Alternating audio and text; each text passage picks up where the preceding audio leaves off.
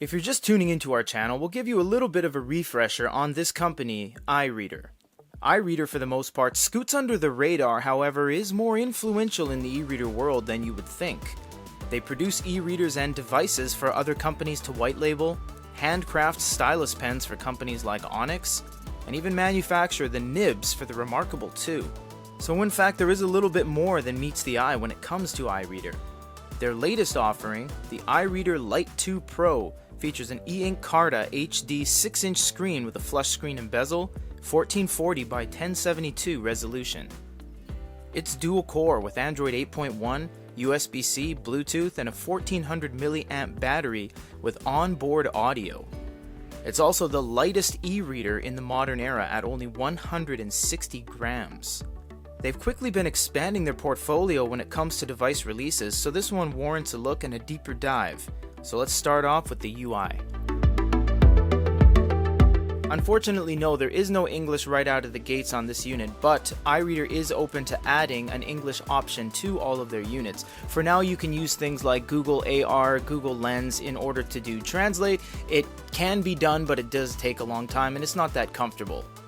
If you are still with us, however, let's take a look at the unit itself. These are your settings. You have a various amount of settings right here. A lot of them have to do with Bluetooth, Wi-Fi, the overall appearance of it, reading settings, applications, and what have you. You can go down here to software updates and you can update your device and scan for updates over the air.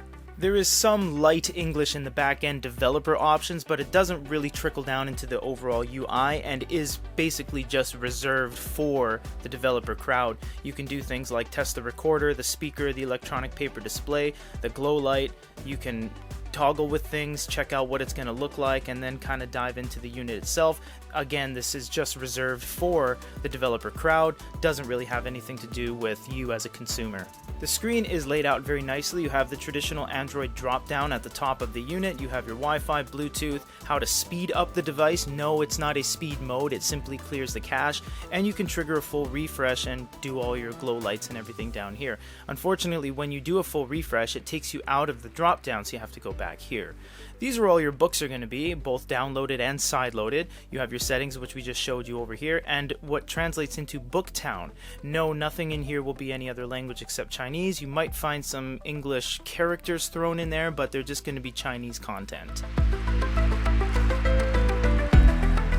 On a positive note, anything you put on here will be the respective language of the file, and all of the headers, the thumbnail, the table of contents will be such as well. So that's very nice, which means you can take advantage of the quality of this e-reader itself and not have to worry about being bound to any one language. So this is promising because that means you can put any language of content on here and it will play. Unfortunately, because there is no way to put any other reading app, you are going to be assigned and designated the Chinese only UI when it comes to interacting. But in terms of a reader experience, the contrast is great. The background is surprisingly white.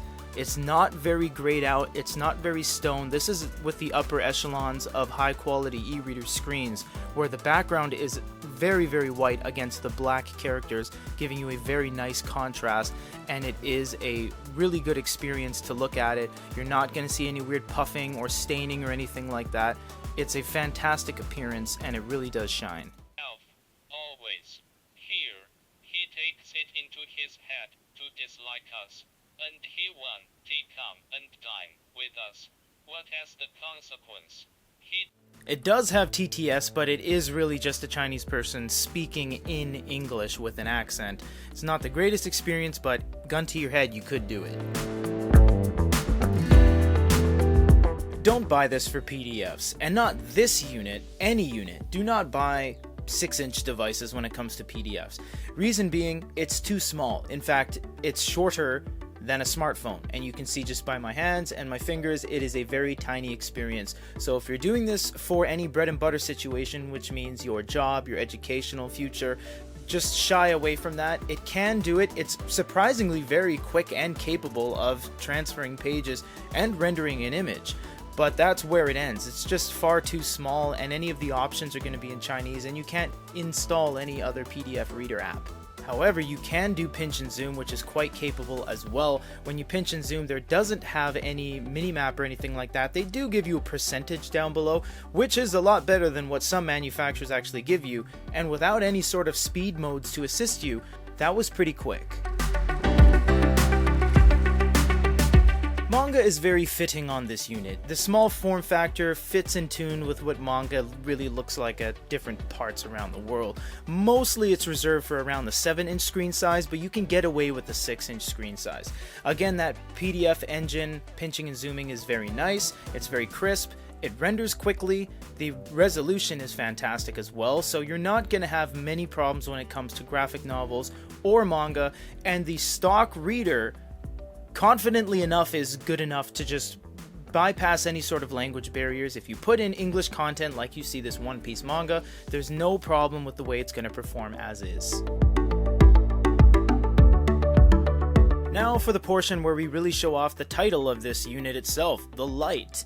It is a very nice light experience. As we all know from our teardown video, which you can see on the end roll of this video, you have to use a gel layer hooked up to a row of LEDs in order to create light on an e-reader. It's not front light, it's not backlight, it basically spreads throughout a layer.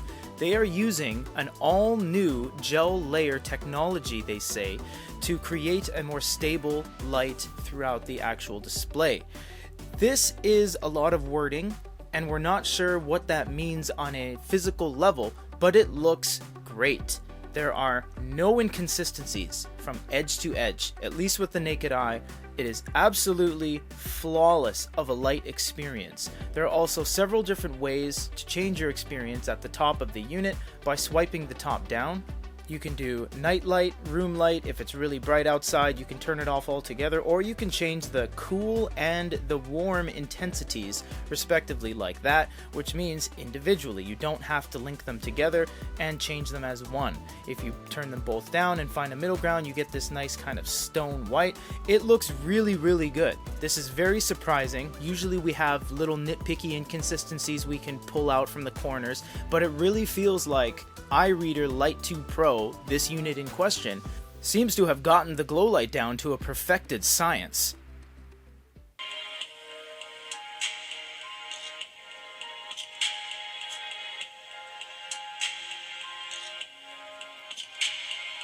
Quite surprising to even us, that was a very good speaker.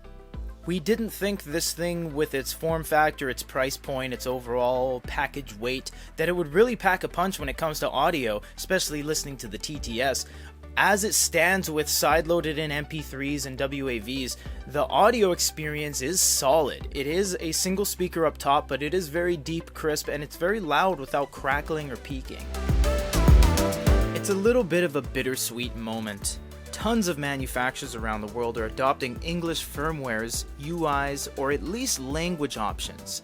iReader, being as influential as they are, you would think they would do the same, but they currently don't as for the date of this upload. For now, what we have is a fantastically capable, fully loaded e-reader hitting all the right marks that is a little bit limiting and that we just simply can't take advantage of in this current date and time. If things improve, we will do an updated review video, but for now, for GoodyReader.com, this is Peter.